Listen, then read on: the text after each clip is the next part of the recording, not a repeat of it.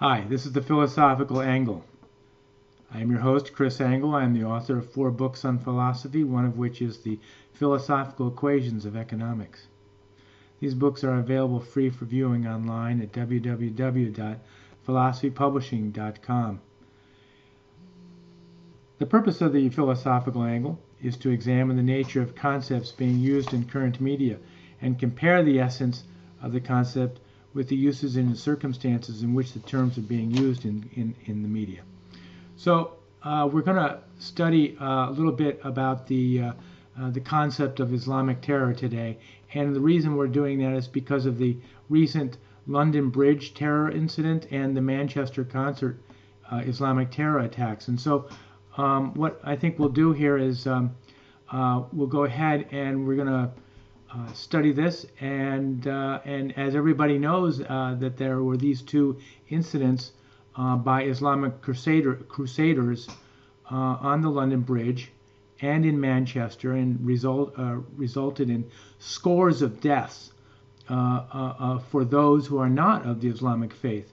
And there's something significant about the last incident of terror at the London Bridge, which came on the heels of the Manchester concert attack. And what is significant is that the politicians have been heard in the news making political comment that involves the words Islamic terrorism. Previously, I can't recall that. All politicians and their media allies in Britain, as well as the rest of Europe, have all maintained that there is no connection between the incidents of terror with anything that is Islamic. The constant response by the police, by the media, by the politicians, was that the incident has nothing to do with Islam, and that the perpetrators are criminals, and these criminals are mentally unstable. But this time, with a succession of the 2 Islamic terror incidents at the bridge and at Manchester, and the magnitude that produced a large number of casualties, the media, the politicians, and the police can no longer cover up the obvious connection between terrorism in Western Europe and the Islamic jihadists. And so this time, in a sudden reversal, the politicians are noting the connection. And I'd like to go to what Theresa said, Theresa May, the Prime Minister, and she said, and I'm gonna read her statement that she said the other day. Quote, "We cannot and must not pretend that things can continue as they are. Things need to change, and they need to change in 4 important ways.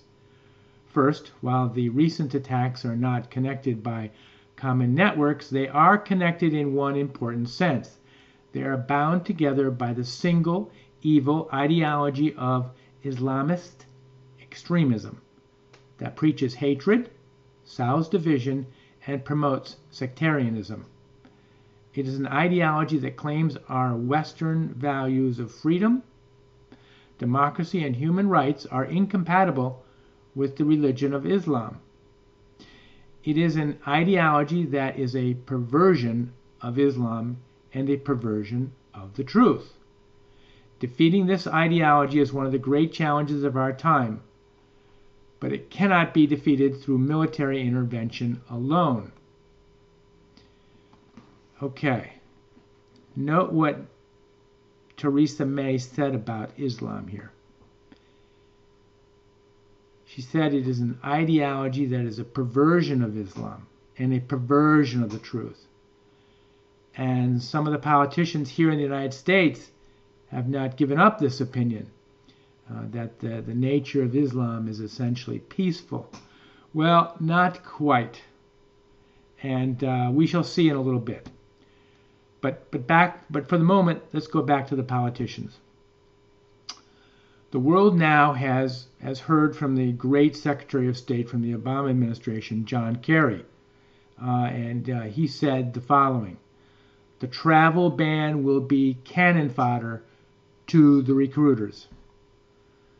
So according to Kerry, all we need to do is to be nice in this world, let in the downtrodden Islamic believers, be nice to them, and all will be okay.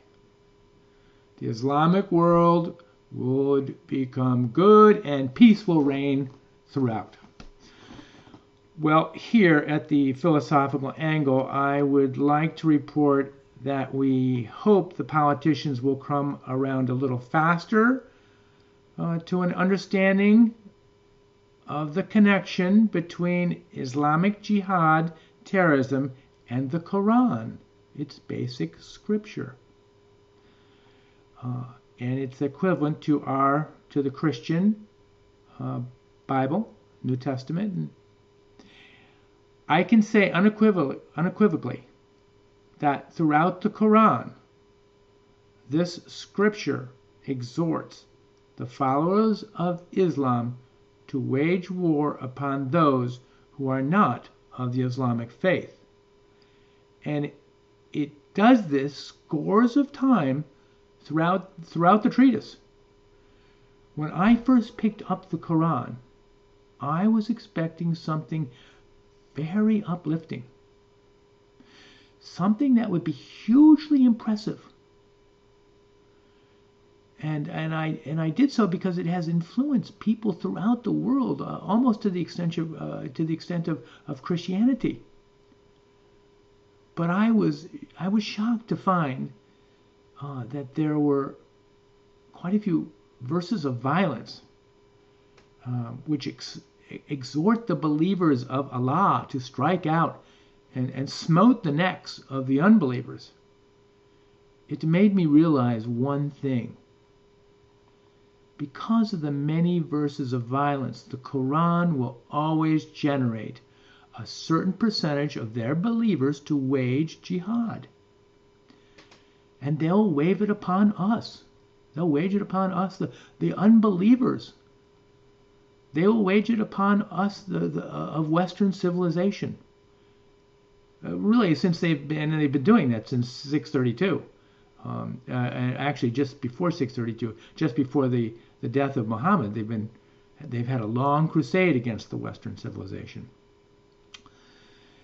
And because there is this Quranic call to jihad, which is perpetrated by the Quran, I can conclude that Islamic terror is not perpetrated by radical extremist behavior.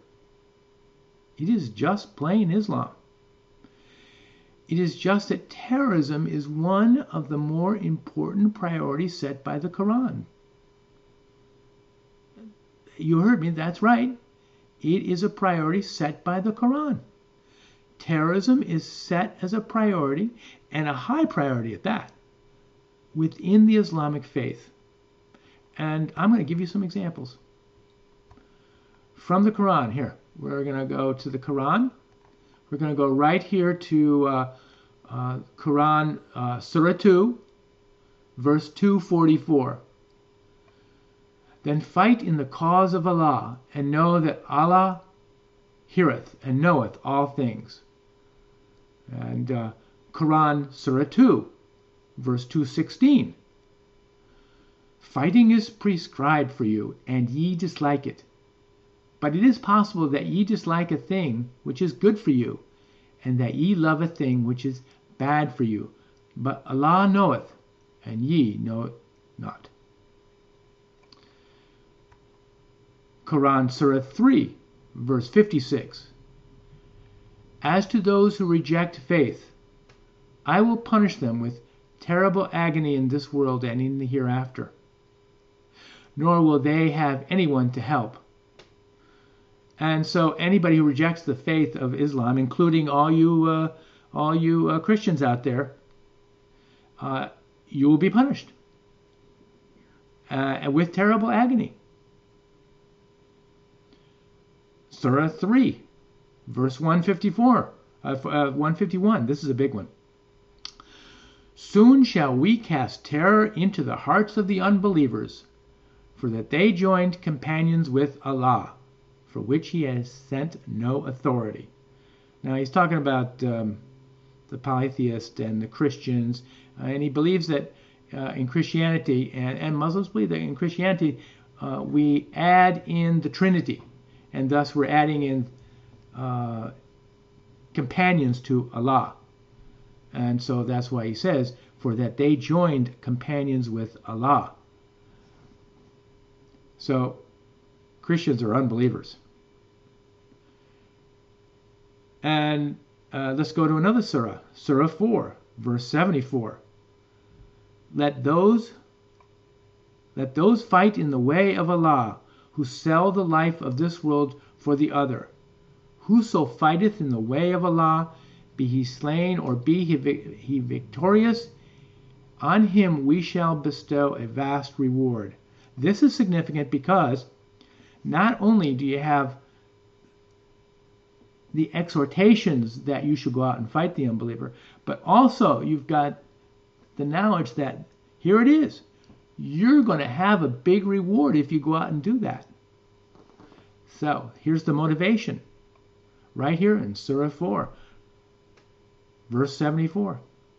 How about Surah 4, verse right after it, verse 76? Those who fight in the cause of Allah. Surah 4, verse 95.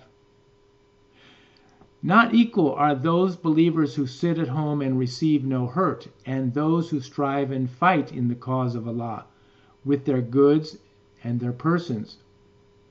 Allah hath granted a grade higher to those who strive and fight with their goods and persons than to those who sit at home. Unto all in faith hath Allah promised good, but those who strive and fight hath he distinguished above those who sit at home by a special reward. So there you go. There's the motivation. It is again, and he's repeated it. You get a special reward. You go out and fight. So, as I understand it, I'm not a linguist, but I understand in this section here, the word jihad is used. In Surah 5, verse 33, the punishment of those who wage war against Allah and His Messenger, and strive to make mischief in the land is only this, that they should be murdered or crucified, for their hands and their feet should be cut off on opposite sides, or they should be imprisoned. This shall be as a disgrace for them in this world, and in the hereafter they shall have a grievous chastisement. So, if we resist Muslims spreading the Koran, we are to be murdered or crucified. And in Surah 8, verse 12, I will cast terror into the hearts of those who disbelieve. Therefore strike off their heads and strike off every fingertip of them. That makes it pretty clear. So not only should the believer of Islam fight against the unbeliever, but you may use terror also. And so anyway, I'm glad that you've listened to this presentation, and see you next week for another edition of the Philosophical Angle program. Thanks for joining us.